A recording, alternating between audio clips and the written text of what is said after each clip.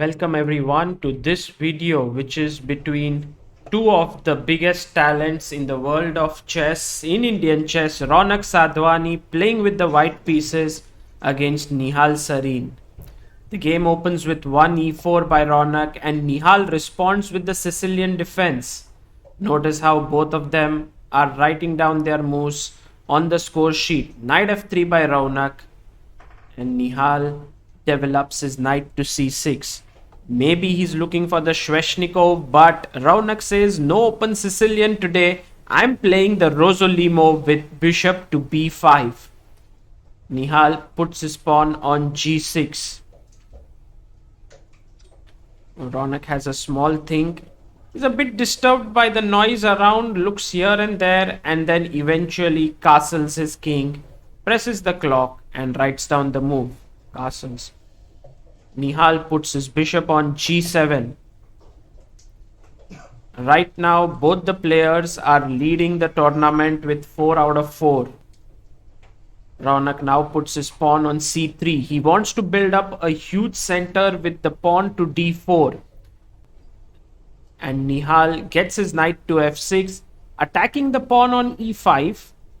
And Raunak defends it with rook to e1. Very typical standard opening play. Shot castle by Nihal. And Raunak instantly plays his pawn to d4. He's very well prepared and he's blitzing out his moves. Nihal now takes the pawn. And here white should recapture straight away with cd4, but Raunak thinks for a bit, just recollecting all his preparation, making sure that nothing has gone wrong.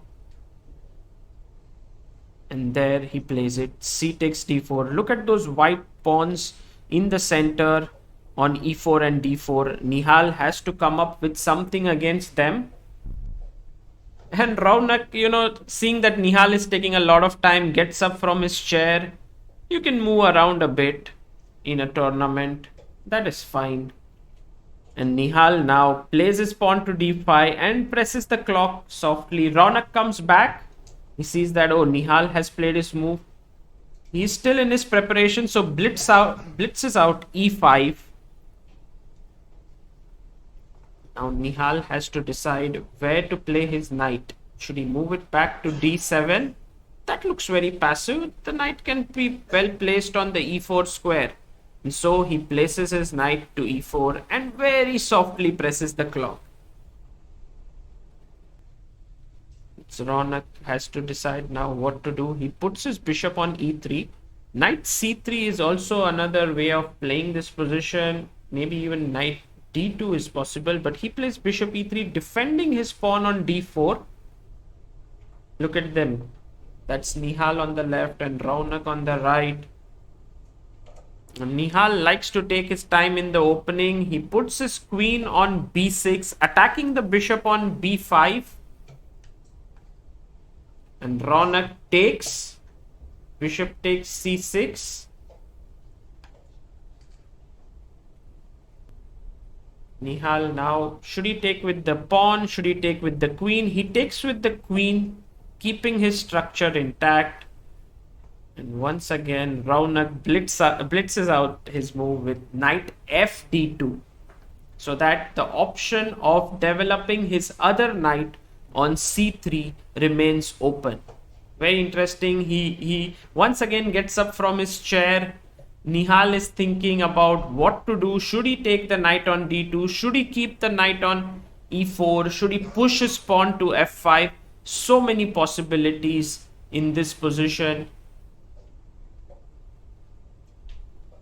And that's the joy of classical chess. You can think for more time and you can come up with good solutions. Here Nihal thinking, and if you see the clock there, Nihal has taken a massive 25 minutes while Raunak is on 1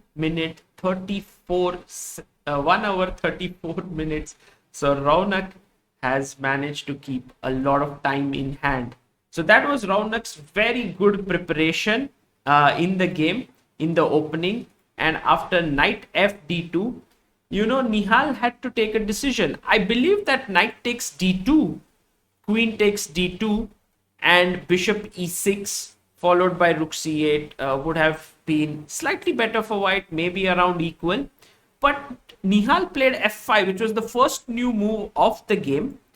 And somehow after e takes f6, which is a nice move by Raunak, e takes f6, knight takes e4, d takes e4, white already seems to be having an advantage as Raunak pushed his pawn to d5, queen to c4, and now I think came an important moment in the game.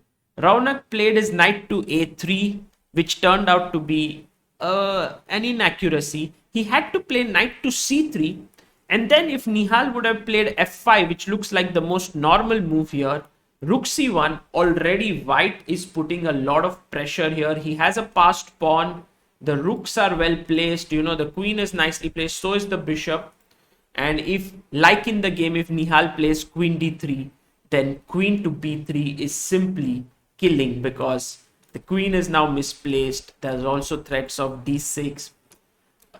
You could be simplistic to say that, Raunak should have developed his knight towards the center and not towards the side on knight a3. But, there were many little things that he had to look at. I think he simply underestimated queen d3.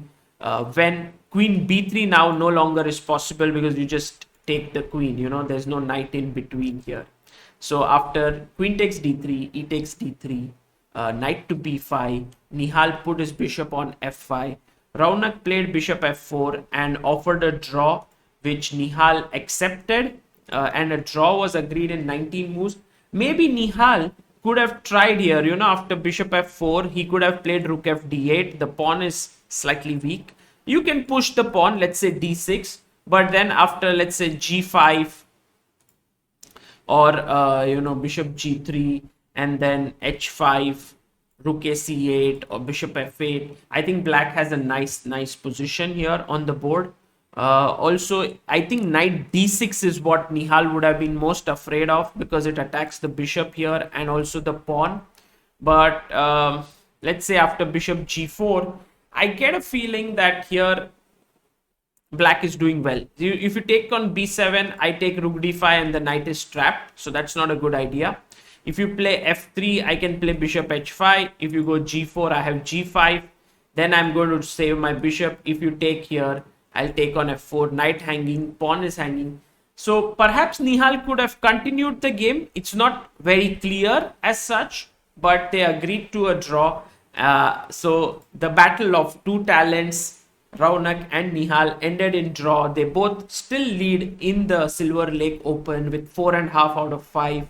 This entire video at the start was brought to you by Rupali Mullick, who is at the venue and bringing us some amazing footage, interviews for Chess Base India viewers. So a big thanks to her. If you enjoyed it, do let me know in the comments section. This is Sagar Shah signing off. Bye bye.